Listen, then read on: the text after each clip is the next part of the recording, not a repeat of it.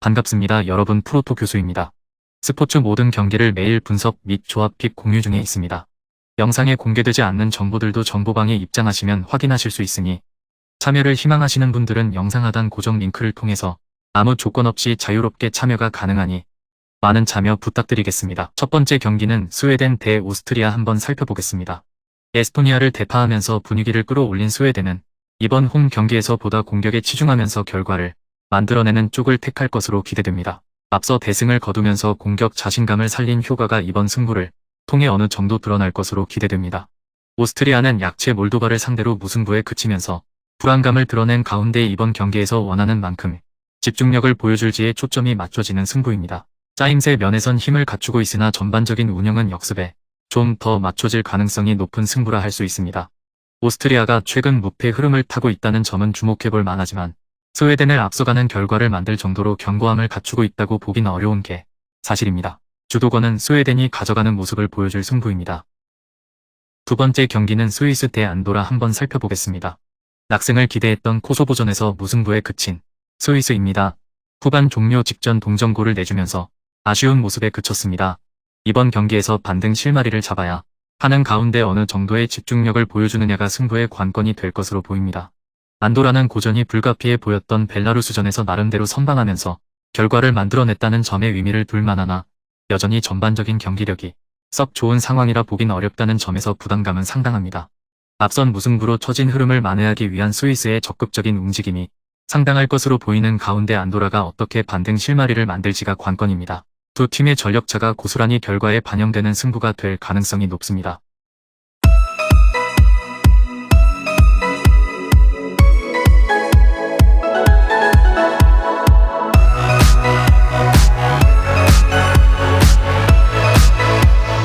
세 번째 경기는 이스라엘 대 벨라루스 한번 살펴보겠습니다.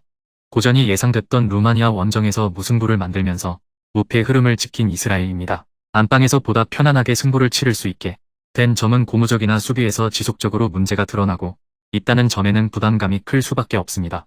안도라전에서 무승부를 기록한 벨라루스는 무실점 경기를 펼친 점이 고무적이나 무득점이라는 결과물 역시 무시할 수는 없었습니다. 수비에 초점이 맞춰질 승부의 흐름을 고려할 때 집중력이 어느 정도 발휘될지를 생각해볼 여지가 있습니다.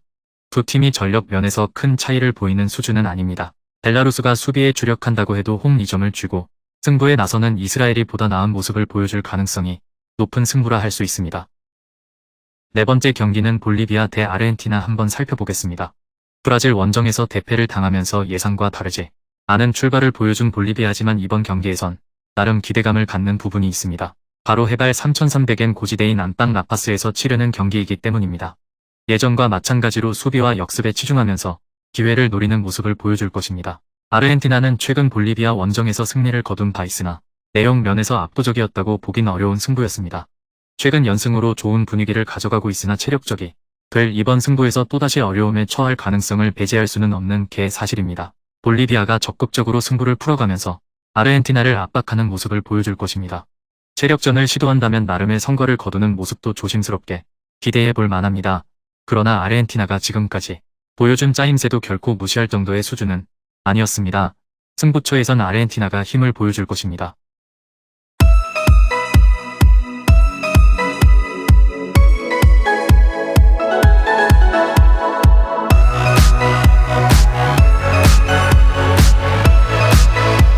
다섯 번째 경기는 에콰도르 대 우루과이 한번 살펴보겠습니다.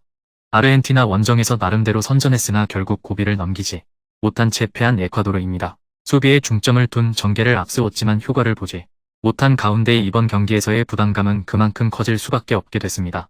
우루과이는 칠레를 완파하면서 기분 좋게 출발한 가운데 이번 경기에서도 적극적으로 돌파구를 만들어 나아가는 모습을 보여줄 것으로 기대됩니다. 다만 원정 부담을 쉽게 이겨낼 수 있을 것으로 장담하기는 쉽지 않은 승부인 것은 분명합니다.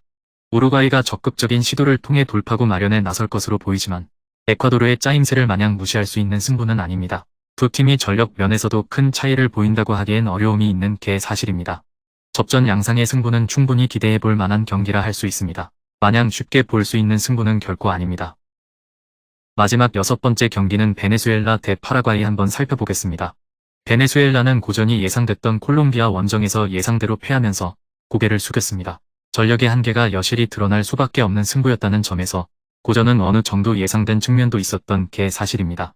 안방에서 이를 얼마나 빨리 회복하느냐가 관건이 될 것입니다. 파라과이는 페루전에서 무승부를 거두면서 출발한 가운데 이번 경기에서 어느 정도 수준의 집중력을 보여줄지를 생각해볼 필요가 있습니다.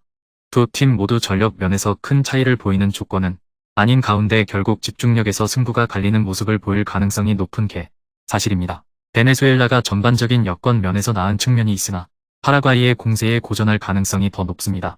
반면 파라과이 역시 공수 밸런스가 안정적이지 못하다는 점을 간과할 수 없는 승부입니다. 금일 경기들은 이렇게 알아보았습니다.